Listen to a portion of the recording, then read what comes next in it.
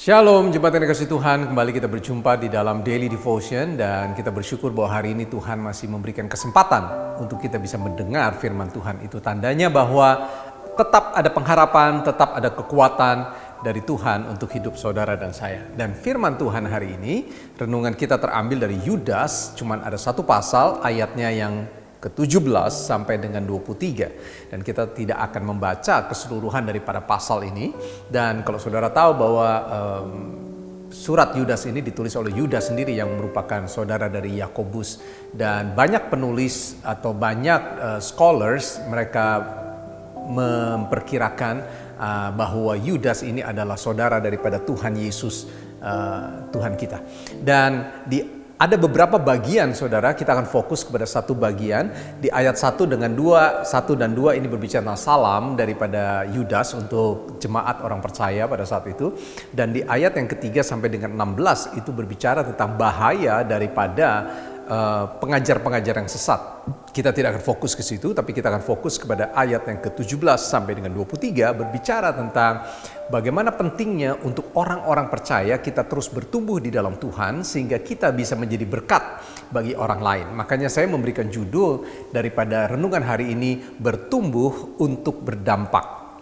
Dan di ayat yang ke-17 firman Tuhan bilang begini saudara. Tetapi kamu saudara-saudaraku yang kekasih, ingatlah apa yang telah dikatakan kepada kamu, saudara dan saya, oleh rasul-rasul Tuhan. Yang pertama kita harus dikatakan mengingat pengajaran. Betapa pentingnya pengajaran itu di dalam kehidupan kita. Kalau saudara dan saya sudah lahir sebagai orang percaya, kita bersyukur bahwa kita telah mengenal banyak sekali pengajaran. Tapi juga jangan khawatir, jangan berkecil hati bagi saudara yang baru pertama kali mengenal Tuhan. Setiap pengajaran, apakah itu dari pengajaran dari rasul-rasul atau hamba-hamba Tuhan, bahkan ketika saudara belajar tentang firman Tuhan sendiri, membaca firman Tuhan setiap hari, itu adalah pelajaran-pelajaran yang penting untuk kita terus bertumbuh di dalam Tuhan. Untuk itu firman Tuhan bilang, ingatlah pengajaran-pengajaran itu.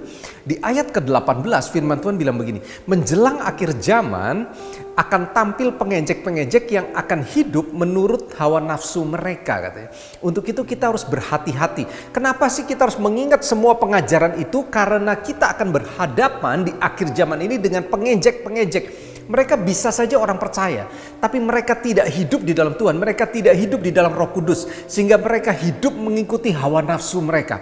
Hati-hati dulu. Di ayat yang ke-19 dikatakan mereka ini pemecah belah. Makanya kenapa kita harus ingat kepada pengajaran itu, jangan kita terpancing yang ingin memecah belah kita di dalam Tuhan. So hati-hati saudara. Mereka dikatakan pemecah belah. Dan setelah itu di ayat ke-20 ini adalah merupakan pesan bagi kita bagaimana kita bisa bertumbuh di dalam Tuhan. Yang ayat ke-20 bilang begini, akan tetapi kamu saudara dan saya, saudaraku yang kekasih, bangunlah dirimu sendiri di atas dasar iman yang teguh, katanya, yang paling suci, dan berdoalah di dalam Roh Kudus. Saudara, yang pertama, mari kita terus membangun diri kita. Kalau saudara sudah menjadi orang percaya, jangan bangga, jangan berhenti di situ. Saudara harus terus bertumbuh. Karena menjelang akhir zaman ini, saudara, kita akan berhadapan dengan orang-orang yang pemecah belah, orang-orang yang bahkan berusaha untuk menyesatkan kita daripada Tuhan. Jangan kita terpancing, tapi tugas kita adalah fokus kepada diri kita sendiri, membangun kehidupan kita, pengenalan kita di dalam Tuhan. Kenapa kok ini penting, saudara? Karena ada ayat yang berikutnya di ayat ke-21 katanya gini, peliharalah dirimu demikian di dalam kasih sambil menantikan rahmat Tuhan. Bahwa menjelang akhir zaman ini kita harus terus membangun diri kita dan kita harus memelihara kasih kita. Kenapa? Kalau kita tidak memelihara kasih kita, maka di ayat 23 pesan daripada Yudas buat kita semua tidak akan pernah bisa kita lakukan. Kasih Tuhan itu harus ada dalam hidup kita. Selamatkan mereka dengan jalan merampas mereka dari api. Katanya ada 3 jenis orang yang kita harus selamatkan. Yang pertama adalah dikatakan bahwa kita harus memiliki belas kasihan bagi mereka yang mulai tersesat. Bagi mereka yang mulai tersesat, kita harus hidup memiliki belas kasihan, merebut mereka, katanya. Dan yang berikutnya, bagi orang yang tersesat, maka kita harus merebut mereka dari dalam api, katanya. Jadi mereka kalau kita diamkan di sekitar kita, coba saudara lihat hari ini, mungkin ada saudara, mungkin ada orang tua, mungkin ada teman, mungkin ada kerabat, mungkin yang sudah tersesat hidupnya. Ini merupakan tugas saudara dan saya. Nah, yang paling penting ada di ayat yang terakhir bagian terakhir dari ayat 23, bencilah pakaian mereka yang dicemarkan oleh keinginan-keinginan dosa. Yudas tidak mengajar kita untuk membenci mereka, tapi bencilah pakaian mereka. Jadi kita harus menyelamatkan mereka dengan kasih, dengan cara yang penuh dengan kasih, dan jangan benci mereka, tapi bencilah pakaian mereka. Jangan diikuti mereka. So ini merupakan pesan buat kita bahwa kita harus hidup membangun diri kita. Dan yang kedua, kita harus terus hidup di dalam kasih. Karena kalau kita tidak lakukan dua hal ini, maka kita bertumbuh dan kita tidak bisa menjadi berkat bagi orang banyak. Mari kita berdoa.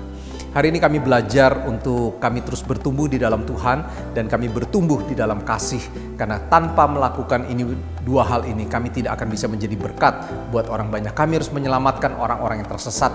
Bahkan ada orang-orang yang baru mau tersesat. Kami harus memiliki belas kasihan supaya kami bisa menjadi berkat. Merebut mereka kembali. Kami tidak membenci mereka, tapi membenci apa yang mereka lakukan, tapi bukan orangnya. Dan hari ini Tuhan, kami perlu kasih Tuhan. Tolong kami, berikan kami belas kasihan juga.